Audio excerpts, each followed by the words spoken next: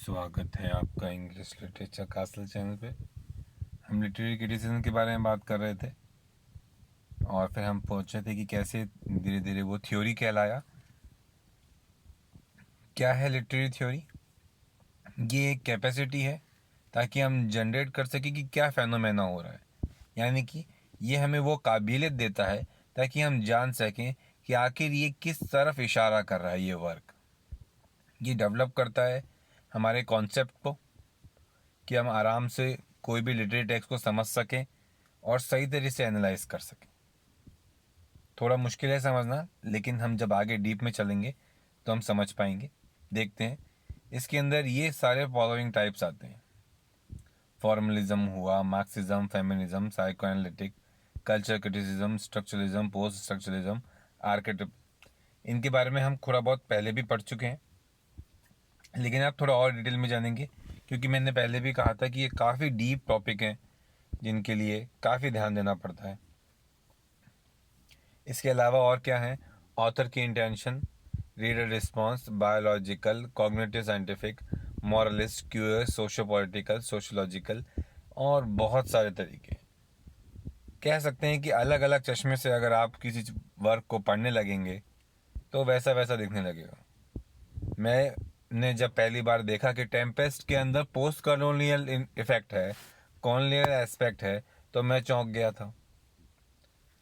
शायद आपने भी इस बारे में पढ़ा हो कि जो टेम्पेस्ट है शेक्सपियर का लिखा हुआ, उस ज़माने में उन्होंने लिखा था और उसमें कॉलोनियल इफेक्ट था, जबकि उस ज़माने में कॉलोनियल इफेक्ट की कोई बात ही नहीं करता था। यही इम्पैक्ट आपको मिल जाएगा प्राइड एंड प्रेजुडिस, जो कि जेन ऑस्टिन का लिखा हुआ है। उसके अंदर भी बहुत कुछ है। तो अलग अलग चश्मा लगा के आप जब किसी वर्क को देखेंगे तो आपको बहुत अलग अलग चीज़ें जानने को मिलेगी। आप समझने की कोशिश करते हैं कि चार अलग अलग वेरिएबल्स क्या हैं जिसकी वजह से हम लिटरेरी थ्योरी और क्रिटिसिज्म तक पहुंचते हैं। सबसे पहली बात आती है दुनिया की। फर्स्ट नंबर आप देख सकते हैं, फर्स्ट नंबर पे है ये दुनिया। इस दुनिया में ऑथर्स हैं, यानी कि ऐसे लोग जो किताबें लिखते हैं। तीसरे नंबर पे चीज़ आती है वो किताब, वो टेक्स्ट, वो सब। उसके बाद राइट हैंड साइड में आप देख सकते हैं अदर टेक्स्ट, जो और अलग तरह की टेक्स्ट है। जानेंगे ये कौन सी है। लेफ्ट की तरफ देखें तो एक चीज़ आती है रियल वर्ल्ड, जिसमें हम रहते हैं, बिल्कुल। उसके बाद इसके और तरफ जाएंगे तो एक वर्ल्ड बियॉन्ड आता है, जिसको हम दूसरी दुनिया भी कहते हैं। इसको हम सिंबल के में रूप में मान सकते हैं हम कि सिंबल के रूप में है। और आर्केटाइप, जिसके बारे में हम पहले भी बात कर चुके हैं, उसके अंदर आएगी ये बात। तो बियॉन्ड द वर्ल्ड की हम बात होते हैं तो कुछ इशारे, कुछ हल्के से रुझान जब दिखने लगते हैं कि हमें आभास हो रहा है, वो हो गया बियॉन्ड द वर्ल्ड। ये भी आपको टेक्स्ट में मिल जाएगा। फिर रियल वर्ल्ड, जिसके बारे में हम जानते ही हैं कि जो सच है, जो सच है उसमें तो कुछ छुपा हुआ नहीं है, साफ साफ सबको पता है। जैसे जॉन एफ कैनेडी, जो कि मशहूर प्रेसिडेंट रहे हैं अमेरिका के, उनका खून हुआ था, ये तो सब जानते हैं। लेकिन कैसे हुआ था ये आज तक लोग नहीं जान पाए। तो जो रियल वर्ल्ड है, रियलिटी है, वो तो है ही।